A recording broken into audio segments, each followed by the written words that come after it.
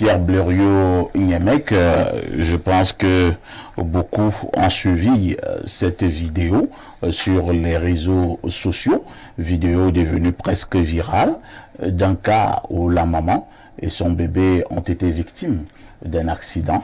On les a conduits dans un centre hospitalier, je pense que c'est l'hôpital gynéco, obstétrique, et de ce côté, en arrivant, on a vu que la maman était déjà morte. Elle était encore couchée dans un véhicule, ce que nous appelons vulgairement pick-up. Elle était couchée au niveau arrière, et le bébé, le sang partout. On comprenait pas pourquoi on ne voulait pas prendre en charge ce bébé. Et un monsieur, je pense le monsieur qui faisait la vidéo, a commencé à tempêter devant cet hôpital en criant, en demandant pourquoi on ne veut pas sauver, ne fût-ce que le bébé, alors que la maman était déjà morte. À côté de là, on a également eu le cas de l'hôpital Jamon, où c'est le groupe électrogène qui s'est arrêté, pas parce qu'il était en panne. La raison évoquée est qu'il n'y avait pas de carburant. Et lorsque nous savons que dans cet hôpital, il faut absolument avoir de l'énergie. Et il y en a qui sont sous assistance, sous oxygène. Imaginez. Et il y en a qui sont en salle d'opération et on vous dit que vous êtes dans le noir. Peut-être qu'on allume les torches maintenant, donc des téléphones, pour passer à la chirurgie. Je n'en sais rien. Alors, lorsque vous êtes face à toutes ces dénonciations, quel est le regard que vous posez, Pierre Blériot? Parfait. Ici, j'ai été particulièrement choqué par la première vidéo. Non pas parce que la jeune fille, femme qui était sur la vidéo, avait les moyens de prendre en charge le bébé et avait refusé, mais par son attitude à elle, la jeune fille. Je voudrais qu'on la retrouve. Il faut qu'elle soit punie. Son attitude, elle se préoccupait plus du fait qu'on la filmait. L'infirmière. Oui, c'est pas si c'est une infirmière ou une stagiaire. Il faut qu'on nous dise qui c'est. Elle était d'une froideur exécrable. Vous voyez ce que je veux dire? D'une nonchalance inqualifiable. Elle dit qu'elle a... Non, la fille a mérite d'être fouettée. Il faut la fouetter. Il faut la mettre au sol. On la fouette correctement. Et tous ceux qui agissent ainsi. Je connais la réalité des hôpitaux. Je tire une révérence au ministre qui a donné des instructions pour que le bébé soit finalement pris en charge. Mais il faut dire quelque chose.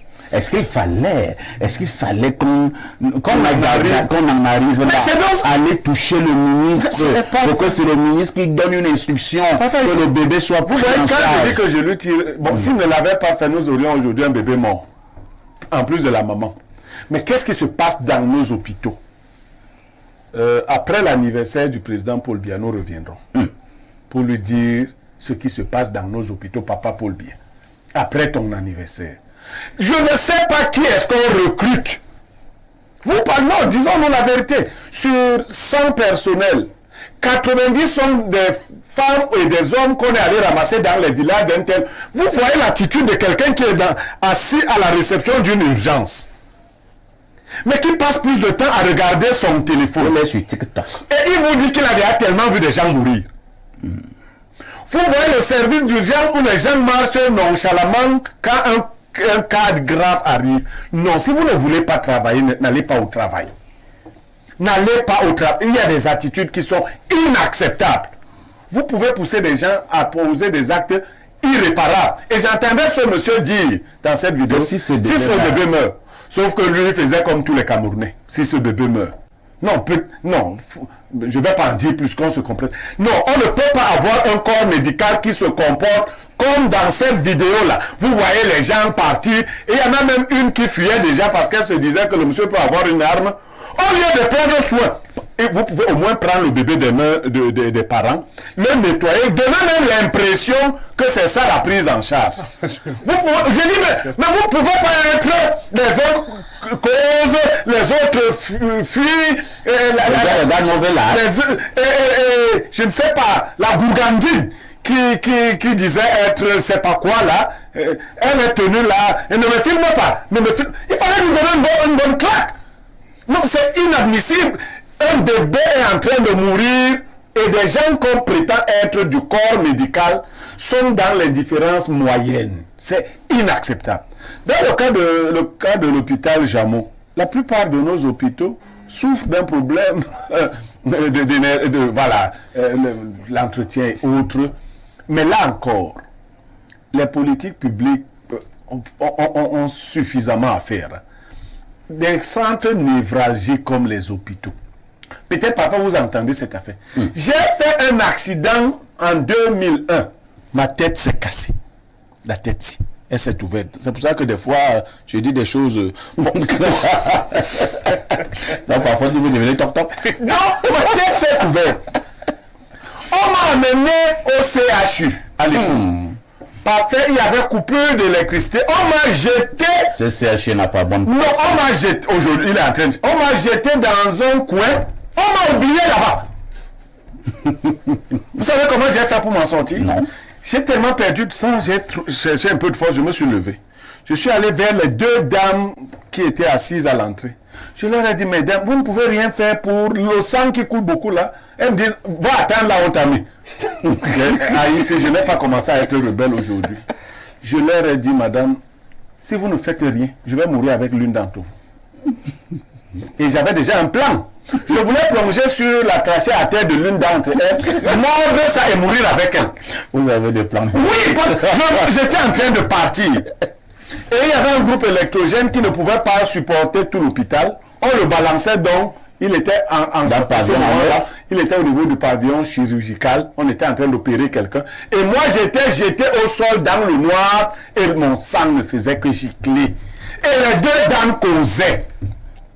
Voilà la réalité. Ce genre d'images sont inacceptables. Très bien. Il y a je ne sais pas, il y avait eu une histoire, je pense qu'il y a une quinzaine d'années au Cameroun. C'était un militaire. Il est allé accompagner Bernardo, sa femme à l'hôpital, sa femme qui était en travail. Elle devait donc accoucher. Ils sont arrivés. Il y avait deux infirmières, à peu près le style de Blériot. De Gourgandine, c'est comme ça. Qui s'occupait de ses ongles, elle taillait ses ongles, essayait un peu de voir comment les rendre, je sais pas quoi. Et l'autre était à la télé, zappant, cherchant certainement des films érotiques. Le monsieur leur dit que je viens d'amener mon épouse là, elle ne va pas bien, elle est en travail. On lui dit d'attendre.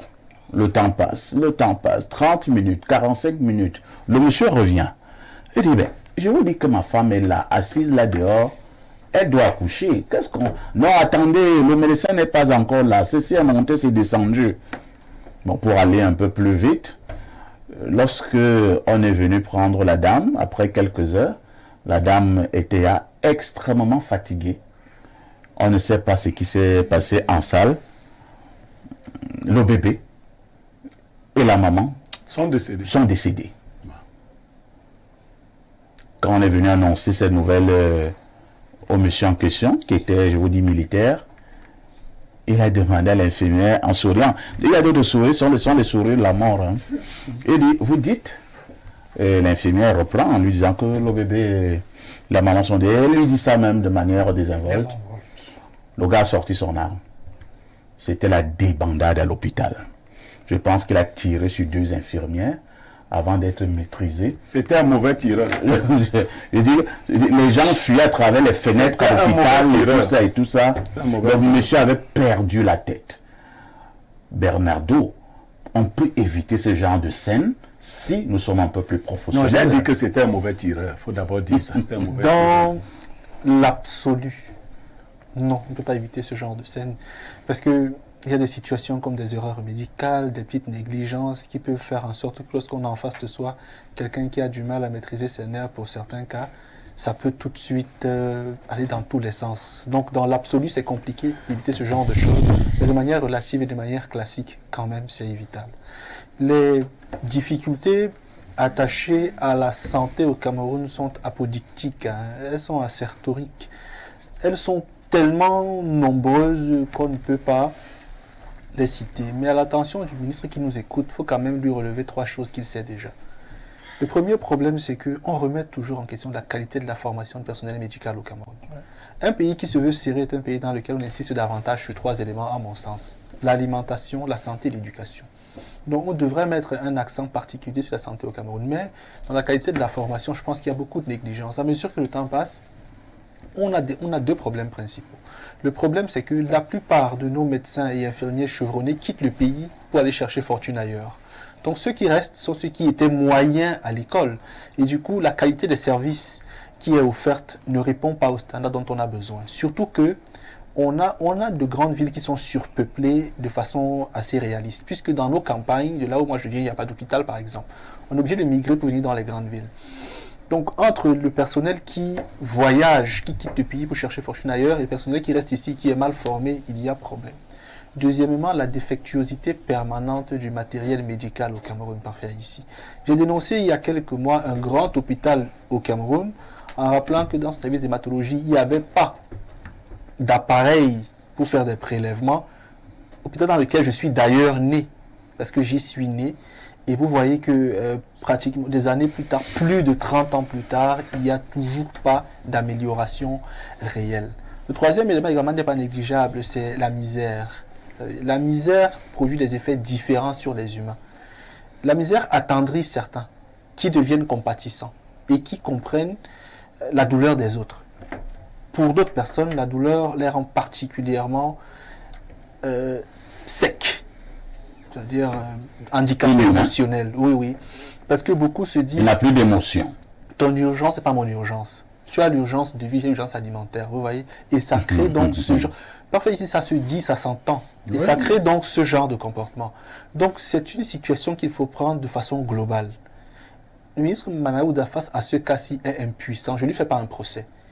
Parce qu'il ne peut pas aller lui-même former tout le monde dans les centres de santé, leur réapprendre l'éthique et la déontologie, les nourrir chez eux, augmenter leur salaire, leurs conditions de vie, fournir les hôpitaux en matériel médical de façon absolue. C'est trop compliqué pour lui. Mais je pense que ce qu'il faudrait faire quand même, c'est revenir sur... il doit quand même aussi frapper du poing sur la table. Puisque j'ai déjà dit ici que parfois du chaos vient l'ordre. Donc, si l'éducation verbale ou encadré n'arrive pas à produire les effets escomptés, parfois par le chaos, donc par la répression vive, on peut discipliner l'esprit et soumettre les gens à des façons de faire.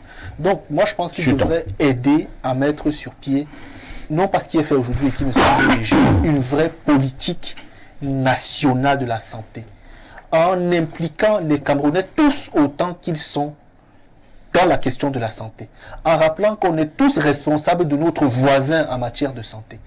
Et quand on parle de prise en charge, elle est consécutive à l'évaluation préalable. Donc quand on arrive à l'hôpital, il y a une évaluation initiale qui est faite. C'est après celle-là qu'il y a la prise en charge. Au niveau déjà de l'évaluation, beaucoup de centres de santé sont extrêmement médiocres. Vous voyez parfait ici. Donc personnellement, j'ai un fils qui est né au Cameroun dans des conditions particulièrement difficiles. J'ai un proche qui récemment, vous savez, s'est cassé le pied. Non, s'est cassé le pied. J'étais dans l'hôpital de Yaoundé, mais la manière dont les infirmières l'ont traité à l'arrivée, il n'y a même pas 2 mois, vous vous en souvenez. T'as dit, c'est extrêmement exécrable. Donc, parfait, ici, vraiment, il faudrait qu'il y ait une vraie politique de la santé au Cameroun. Très bien.